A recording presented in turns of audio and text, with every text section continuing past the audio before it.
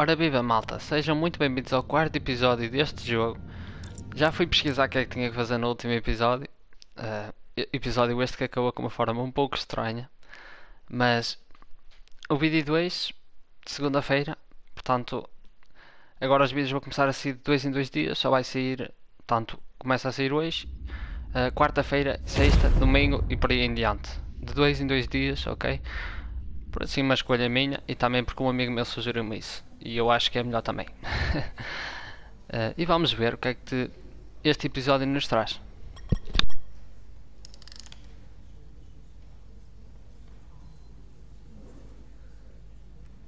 Mr. Diaz, I understand you have already discussed the warp drive failure with Ambassador Spock? I have. It is imperative that the Ambassador's shuttle be flight ready. I need you both to ascertain the root cause of the system failures he encountered. I'm surprised, Commander. I thought you would have wanted to work on Ambassador Spock's shuttle yourself.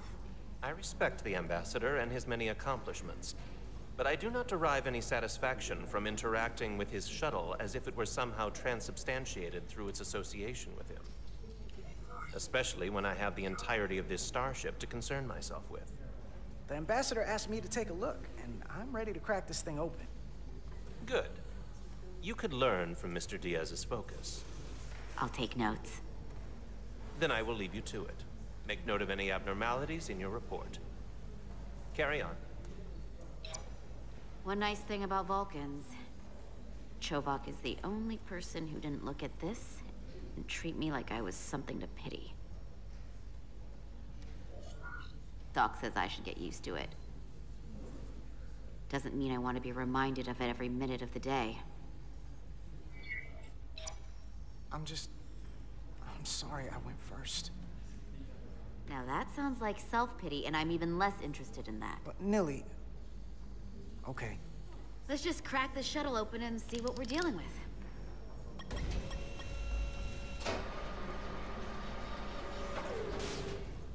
Ready to go? All set. Let's run the diagnostic.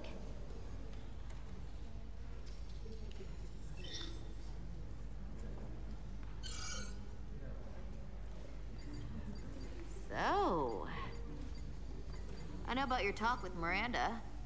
You do? She sent me a Priority 1 dispatch right after your conversation. I'm happy for you. Both of you. Thanks. But I'm only going to tell you this once. Don't screw this up. Because I would be very unhappy if you tried this out and then, I don't know, 6 weeks or 6 days later, I have to start splitting holidays between the two of you. All because things went south and you're not on speaking terms. That's not gonna happen, okay? And why are you even going there? We haven't even gone on a date yet. I just want you to know where I stand. I like my friends and I like our group. I don't want to lose that. Is that thing done yet? Yeah, it's wrapping up. Let's see. The relays along the primary EPS are blown. The backup relays are all intact. An EPS overload from the warp drive could cause that. But how did the shuttle end up dead in the water? Huh. Well, maybe the ship's data recorder can tell us something.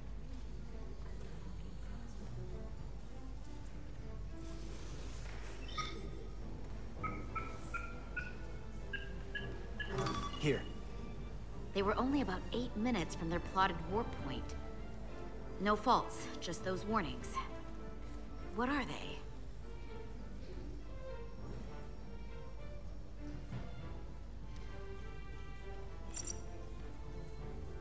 There was a complete warp cascade failure. Wow. They're lucky the shuttle didn't turn inside out. Makes me think the computer panicked on the warp field equation.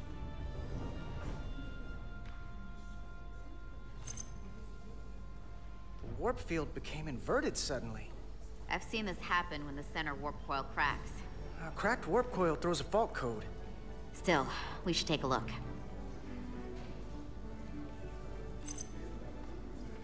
Subspace variance out of tolerance. What does that mean? It means the main navigation array lost sight of space somehow. Will the array going offline cause that? Yes, but it should have also thrown a fault code. Any one of these failures should have thrown a fault. if it was caused by a system failure. None of this caused the relays to blow. Roll forward to when that happened. Yes, ma'am. So here, they take a moment to get their bearings and they attempt to re-engage the warp drive. There. That's the relays blowing. And look, there's another warp system alert. They're all the same. Subspace variants out of tolerance, or warp inversions. Finally, there's a complete warp cascade failure. Then it's one of two things. Either a warp coil is cracked, or the navigation array is offline. That makes sense. Divide and conquer. You want to check the warp coils or the navigation array? I'll check the other. Let's not overcomplicate this. One of these systems is likely broken. I'll check the nacelles for a cracked coil.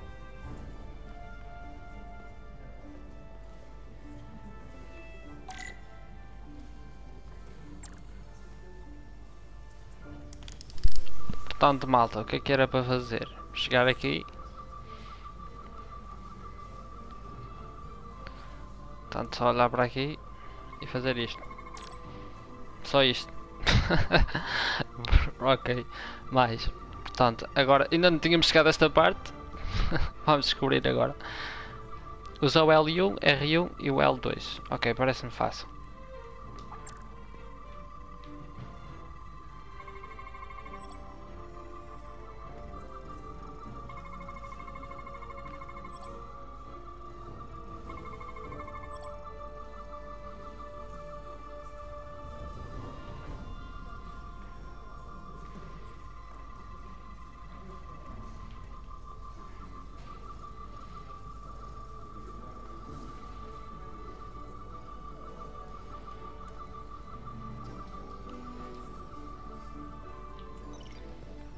Pronto, já está.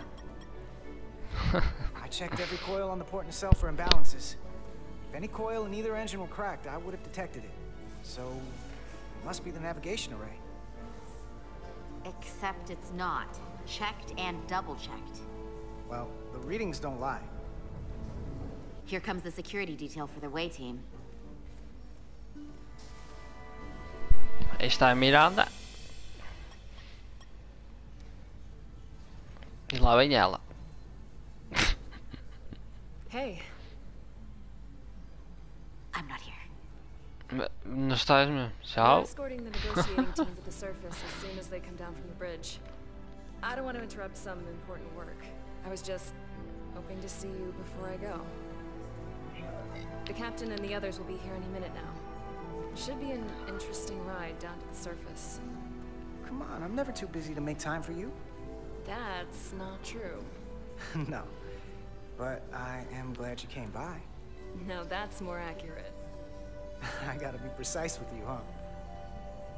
Hey, Maris. Aren't these those button pushers you're always hanging out with? And you're the phaser jockeys we always beat in Parisi squares, right? All aboard for Hotari.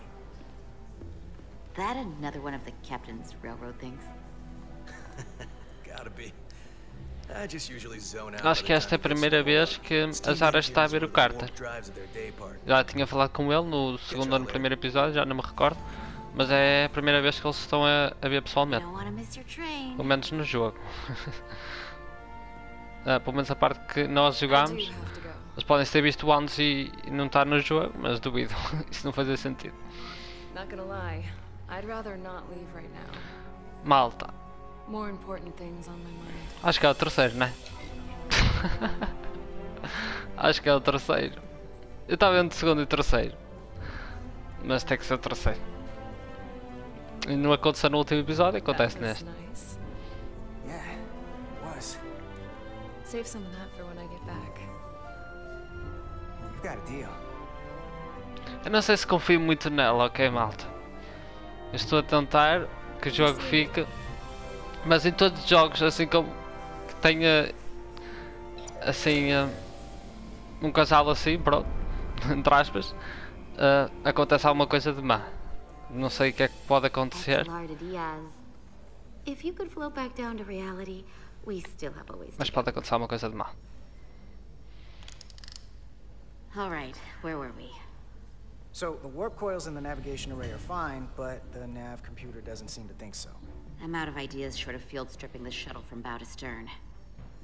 You wanna take this out of the shuttle and throw it on the bench? Oh, real hands-on maintenance. I like it. Okay, the nav computer is patched into the ship. The ship's computer can double-check our work. If the shuttle's nav computer is putting out false data, we'll know it. Let's run through the shuttle's logs again. Running now.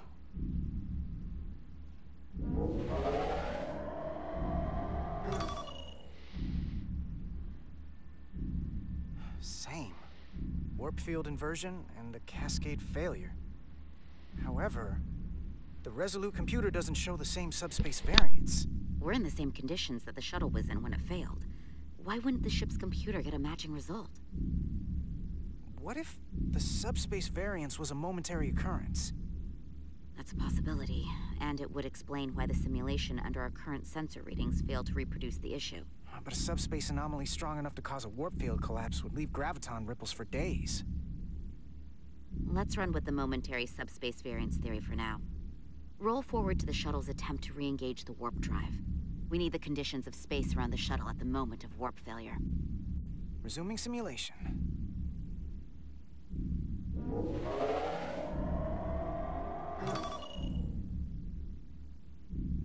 Error in warp field calculation. Cochrane formula variables are out of range. That right there. Take the shuttle sensor data from that moment. Computer, why did the warp field calculation fail? Warp field pressure returned non-orthogonal. Results are undefined. That doesn't help. Wait, what if we use a different ship? Put the Resolute into the simulation instead of the shuttle. Yeah, it should warp just fine. Unless... Computer, run the simulation with the Resolute. Resolute simulated. Computer, give me manual control on the warp power. Static field intensity, warp 1.1. 1.2. 3. Warp pressure is destabilizing. Error in warp field calculation. The warp drive has experienced a system-wide cascade failure. Warp field collapsed. Subspace variance is out of tolerance. Cochrane formula results are undefined. Bingo. What-o? The same moment when the shuttle failed to warp, so did the ship. Whatever happened to the shuttle just happened to us. The Resolute will not sustain warp. We can't leave Hotari space.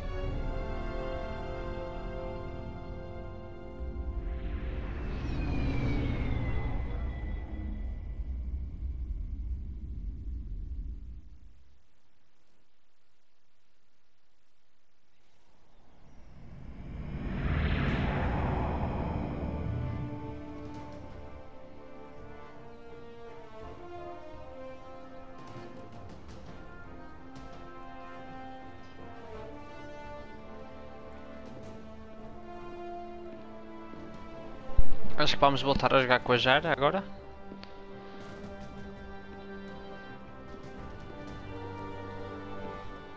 Ambassador Spock, Captain Solano, welcome to Hotari.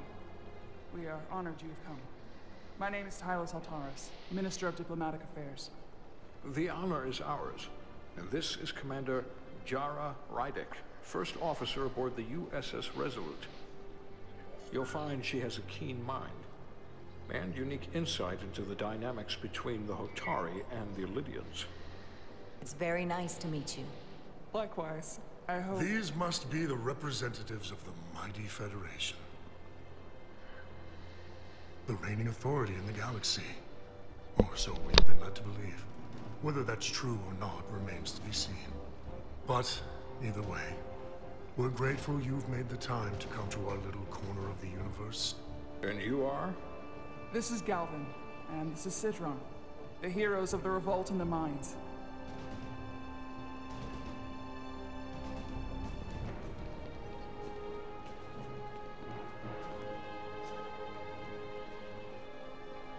Let's hope this is the last time we ever have to come here. If you'll excuse me.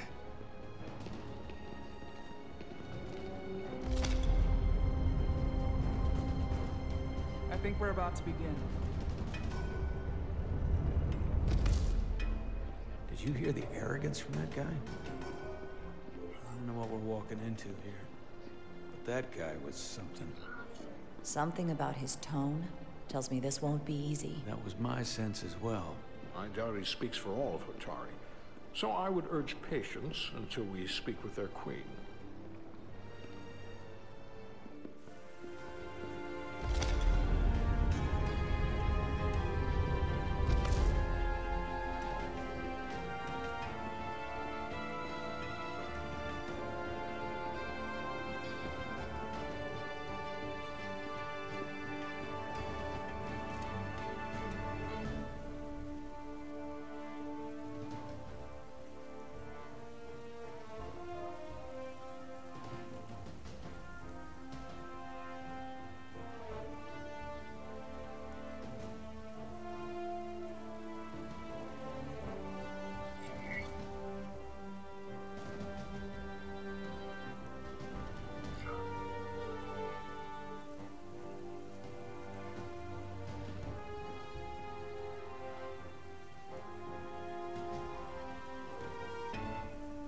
Ambassador Spock, welcome to Hotari Prime.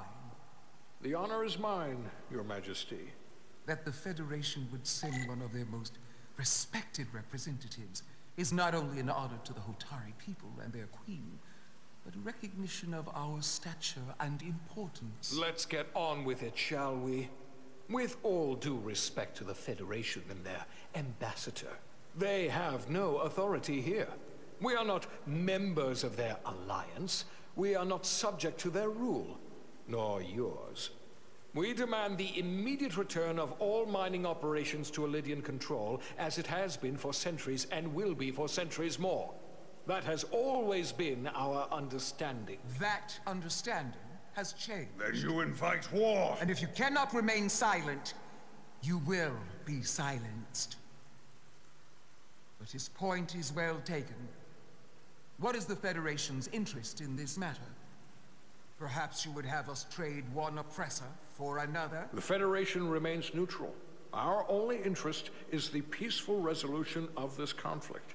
We are here at your request, Your Majesty. For now. Saying this wouldn't be easy was an understatement. I thought they wanted us here. Was there something you wanted to say, Captain? Oh, no. My apologies. And what about the Kobliad? She's not part She of... can speak for herself, can't she? Then let her.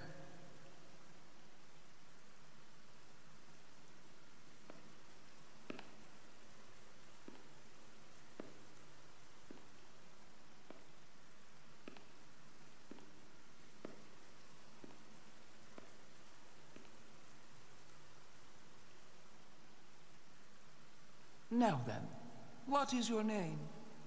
Commander Jara Rydek, Your Majesty. Being a Kobliad, you would know better than anyone. Your people suffered brutal treatment at the hands of the Cardassians. Their injustice towards the Kobliad is as unimaginable as it is unforgivable. Not unlike how we have been treated by the Elydians. As much as they'd have you believe they are the victims here, remember it was the Hotari who attacked us. Hundreds of innocent Elydians were slaughtered without mercy in those mines. The blood is on their hands, not ours. Quiet! If after all the Kobliad suffered, you finally had the chance to right that wrong, to get out from under their control, would you take it? Or would you negotiate a peace?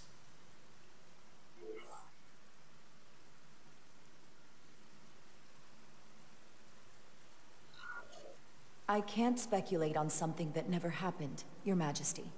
Sadly, that opportunity never came for the Kobliad. No, it did not. But we'd be wise to learn from their example, before we too find ourselves facing extinction. The Federation is the most powerful, most advanced alliance in the galaxy. It's widely known we have an abundance of dilithium in our mines. And it's in your interest to secure a steady supply. Your Majesty, if I may. Ambassador Spock would have us believe you're here as a neutral party in the interest of peace. So why are you really here? I want the truth, not your Federation rhetoric. I'm sorry, Your Majesty, but it's really not my place to say what the Federation's interests might be. You are their representative. I am. But Ambassador Spock is better suited to address your concerns. What they haven't said, but cannot deny, is a simple truth. The dilithium trade would not and will no longer exist without a Lydian involvement. We created it for the benefit of everyone, especially the Hotari. We've given them warp technology. We've let them share in the profits. We've made their lives infinitely better than before dilithium was discovered. All of that goes away if the Federation turns a blind eye to their treachery. That is enough of your lies! The Hotari are quite capable of running the mines. We've done so for centuries. Tá, malta, o episódio 2 não está a correr nada bem. Está a fazer alguma escolha má. Está a haver discussões para todo lado. Não sei porquê. Mas pronto. Tá. Este episódio está pesado. The Hotari or the Lydians? Can only be one or the other, not both. If I have to choose only one, then it would have to be the Hotari. Well said. How could the just and wise Federation make any other choice? This is an outrage. The Federation has lost all credibility. The mines are ours. Lydia will not be deterred. We will take back our mines by any means necessary. And you will see more blood spilled. I am more than willing to address your concerns, Your Majesty. Yours as well, Representative. But I suggest we could have a more productive conversation with a smaller group. Perhaps only the most essential representatives.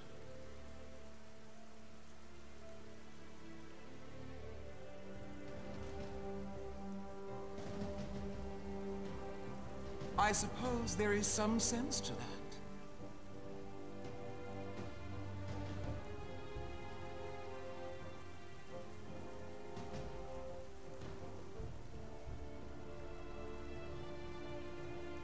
I hope we meet again, Jara Ryder.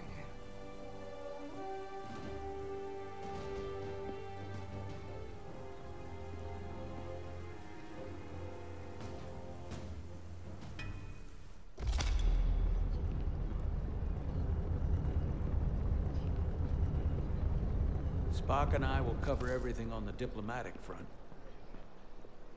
You make nice with the locals and see if you can get some answers. We need to find out why the Hotari are so willing to risk war. What happened in those mines?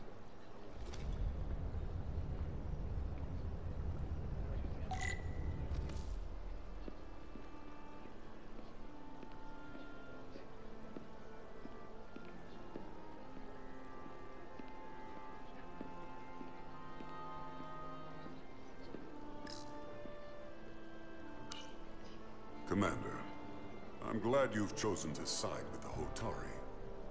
I knew the Federation would see through the Elydians' baseless claims and protect the interests of my people. Even though the Hotari should have control of the mines, some of the Elydian claims are still valid. There you're wrong, but we can agree to disagree.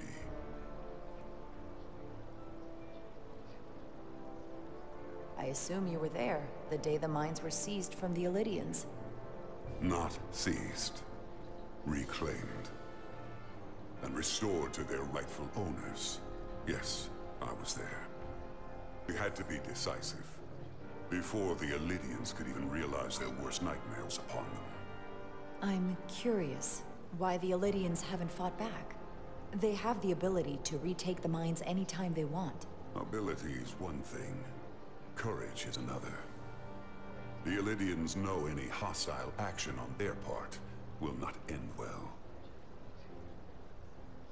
They respect one thing above all else, and that is force. The greater the force, the more certain the outcome. Any talk of making peace is just that, and worth little without the strength to secure it. Which makes me wonder about your ship, the Resolute. Undoubtedly the Federation's finest warship. Ready to contend with anything the Elydians might have in store.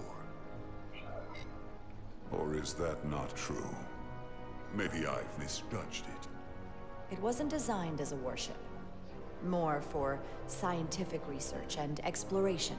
But the Federation must have ships designed for war. Technically, they're Starfleet ships representing the Federation. But yes. I see.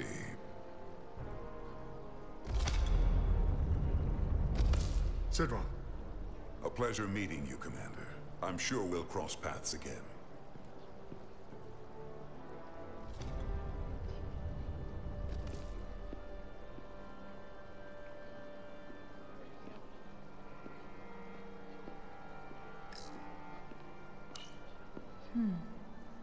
Soothing.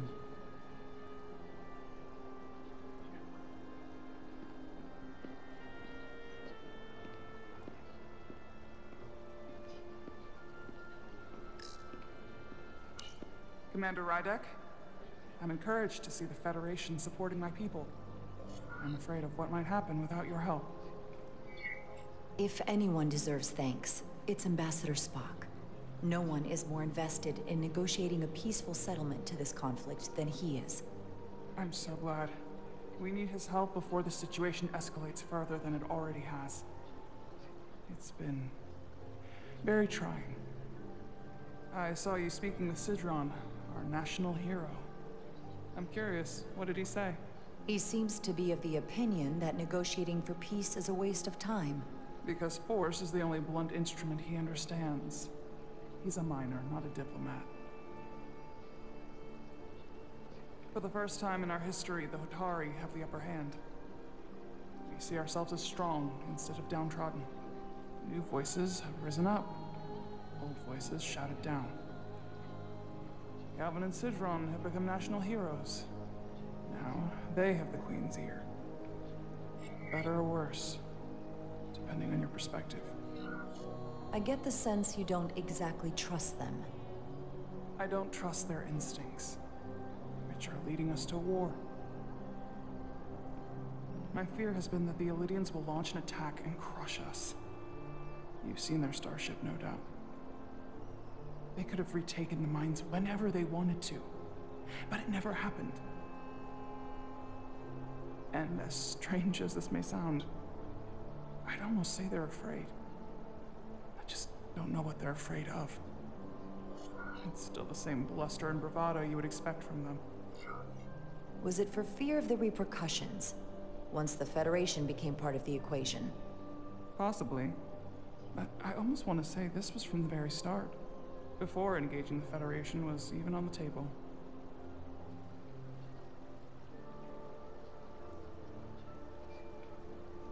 Since the day of the revolt, Galvin has seized control of the mines and restricted all access. No one's allowed without his personal authorization. And they've taken over a section of the palace with just as much secrecy and security. I'm told it could be something they brought back from the mines. I've made inquiries, but everyone pretends it doesn't exist. I strongly suspect they're hiding something. Why would they do that? I don't know. But that's what concerns me. Whatever they're hiding, it can't be good. How can we know?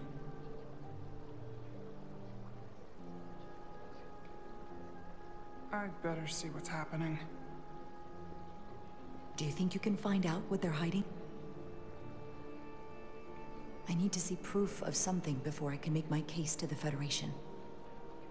I can try, but even if I found it, I might not know what to make of it. Take this. You can use it to capture whatever you find, and then send it to me.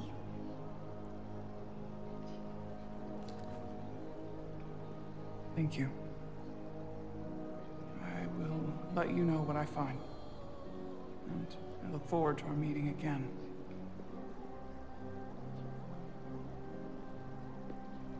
Sorry, I couldn't help but notice you were speaking with the Hotari this whole time. I figured in the interest of fairness, I should offer another perspective. Of course. I'm probably not telling you anything you don't already know, but these negotiations rely on the Federation's neutrality, as does any hope you might have for a supply of dilithium in the future. So, why you would choose to side with the Hotari escapes me. Without Lydian involvement, there is no dilithium trade. But clearly, you weren't aware. Tau and the mines belong to the Hotari. They deserve to have control. You overestimate their ability to run the mining operation. They have no idea what they're doing. Major Salit Arminta, Special Attaché, Lydian Armed Forces. Pleasure to meet you, Commander. I have my issues with the Hotari, but I have to give them some credit. They know how to seize an opportunity. Inciting an uprising the same day as a massive, once-in-a-lifetime ion storm. Our assumption was that this storm was just an anomaly. Yes, a very convenient anomaly. At least that was what we were told. Of course, I wasn't there. But who am I to say otherwise? Something tells me there's more to the story. So what really happened? Well, the official story is that it was the storm that enabled the revolt. How else do a bunch of unarmed, unorganized miners seize control of an entire moon, much less thousands of mines? But I've talked to people who were there. They tell a different story. They say they're lucky to have escaped with their lives. That it was more than just the storm. That somehow the miners were able to harness the energy from the storm. I know it sounds crazy. I'm not even sure I believe it myself. But that's what they said. You just answered your own question. How do a group of miners do something that in theory can't be done? That's how. Harnessing the storm. But even if it's true, how does that even happen? You tell me.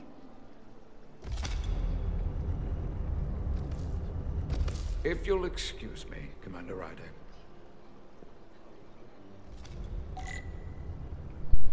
Malta, o vídeo vai ficar por aqui. Não se esqueçam de deixar o vosso like. Eu sei que já devia ter pedido, não era agora no fim do vídeo, mas se ainda não deixaram, peço que deixem, por favor. Vou gravar já o outro vídeo, o vídeo de quarta-feira, ok? Porque agora os vídeos vão ser de 2 em 2 dias. Este vídeo vai ser segunda-feira, quer dizer, é o dia de hoje. Estou a gravar isto ao meio-dia, vai ser às 19h30. E vou já gravar o outro para ser tudo seguidinho, mas este só vai ser quarta-feira, ok? Portanto, vemo-nos em quarta-feira.